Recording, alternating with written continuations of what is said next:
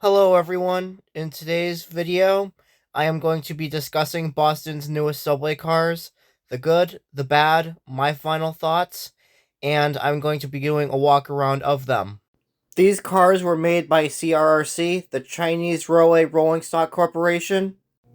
I do ride these new subway cars quite often. I take the orange line and the red line to work, and when I go out to film some YouTube videos, I encounter these subway cars quite often to get to my destination when I want to go out and film something. I am going to give an overview of the MBTA's contract with CRRC. In October 2014, MassDOT approved an order with CRRC for 152 Orange Line cars and 132 Red Line cars. The cost of the new order was roughly $566 million. CRRC said the Orange Line cars would be fully delivered in 2021 and the Red Line cars in 2023. In December 2016, the MBTA ordered 120 additional Red Line cars for a cost of $277 million. CRRC opened a factory to build the new trains in Springfield in October 2017. In December 2018, the first two Orange Line cars were completed, after a 6-month delay in production. All of the cars were pulled from service in August 2019 after a door opened unexpectedly as the train was in motion. In March 2020, a faulty turning mechanism was identified in one of the cars, forcing the T to pull all the new cars from service again. In October 2020, the MBTA said that the cars would be about a year behind schedule. The MBTA cited production output at the Springfield facility being the main reason, but the pandemic of 2020 and supply chain issues did also lead to further issues with car production. In December 2020, the first Red Line cars arrived from CRRC. In March 2021, a new Orange Line train derailed with passengers inside. All the subway cars were pulled from service to see what the issue was. Cars 1400 and 1401, the prototypes, were also involved in this crash. They were subsequently stripped for parts and then the car shells scrapped.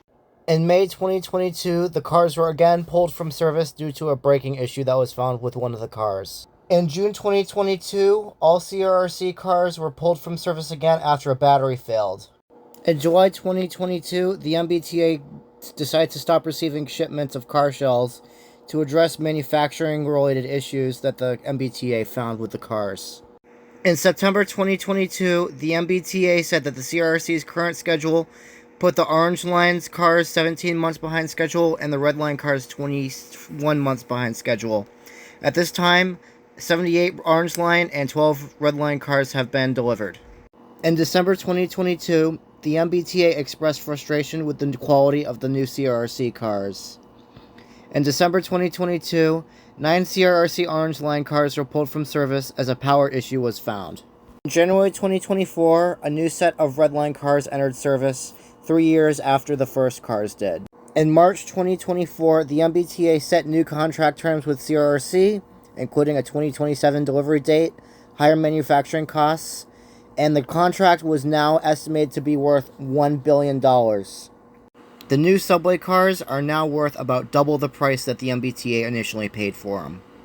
In March 2025, the MBTA said that the Orange Line cars will be delivered by the end of 2025, and all the Red Line cars in 2027. And now, with the tariffs going on, the cost of MBTA CRRC cars and spare parts is going to increase even more. So in conclusion, these cars were wrought with poor build quality, being several years behind schedule, and overall costs going through the roof. Now that these cars are a common sight on the Boston commute, let's talk about the good and the bad about them. After the MBTA and CRRC fixed these trains, they are mostly reliable and fairly new. These cars have good AC and climate control systems. The automated announcements and digital information screens are nice. There's dedicated spaces for wheelchairs. The interiors are spacious and feel nice and modern. The interiors are bright. The cars have wide doors. It's easy to identify the destination on the side of the car. And there's just overall more space for passengers. Now let's talk about the cons of these cars. They have a poor ride quality and very uncomfortable seats. The door chime is a very loud and obnoxious beeping sound, and it's very annoying when you're at a terminal station or standing by. I'll pretty commonly find a door not working, and the display screens break pretty often and just don't work. These cars have horrible build quality, and the T has worked their butts off to get these things fixed. These cars are several years behind schedule and have been pulled from service multiple times. With the tariffs in place with China, it is going to cost more to build more of these cars and to obtain spare parts. And these trains still occasionally break down. I've seen a few disabled sets of CRRC train sets that are just not working, need to be pulled from service. Let me say a few more things about CRRC. SEPTA over in Philadelphia placed an order for about 50 passenger cars, and they were so behind schedule and only received 2, and SEPTA was not impressed with the build quality and just canceled their order for cars. CRRC has a contract with EXO, CTA, and Los Angeles to produce some subway cars. I've actually ridden the new CRRC cars out in Chicago, and they're actually pretty decent. As for the cars in LA, I'm not familiar with them, as I haven't ridden them yet. And the same thing for EXO. So this is what the new orange and red line cars look like.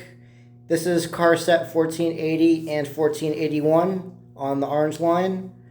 We're entering a cab car. Here's the cab. The end of the car is yellow for whatever reason. This is one of the digital information screens. It only shows what station you're at, the commuter rail and bus connections. Above the door is just a sticker map of the orange line showing all the stops and the subway transfers. And here's the door. It is very wide. Now I'll keep showing you the car. There goes commuter rail. Over here, that is a space for a wheelchair. But overall, these cars are roomy. Over here, these are the flip-down seats, and they are incredibly uncomfortable. And that yellow bar right there, it just makes it really hard to lean back and get comfortable. These seats are the worst in the system, I probably think. Now, the standard seats, there's almost no cushioning to them. They're just hard plastic. The seats are like that because they're durable, easy to clean, and easy to maintain. These cars have 2 spaces for wheelchairs and a total of 6 fold-up seats. Now let's head into another car. This one is a trailer car. It has a similar seating arrangement to the car with a cab. 2 spots for wheelchairs, 6 fold-down seats. Again, the ends are yellow. What I do like about these cars is that there's a lot of poles to hang on to. These new cars also have pretty decent AC. One of my biggest issues with these cars is if you're sitting on a terminal station or a station standing by, you're going to hear this very annoying beeping sound. It is horrible. Let's keep walking through the car. Now, these trailer cars have these large boxes at the end. I believe this houses auxiliary cab equipment and emergency supplies, but I could be wrong about that. That's the car number 1480. And that basically concludes my tour of these new subway cars. Now, whatever you think of these subway cars, Boston desperately needs them. The subway cars that these are replacing are almost 40 to 50 years old and are completely falling apart. Without these new trains, the Boston subway would not be able to operate at all. I hope you like this video about the CRRC cars that I have made. This is a Boston Transit Productions video. Please like and subscribe, and have a nice day.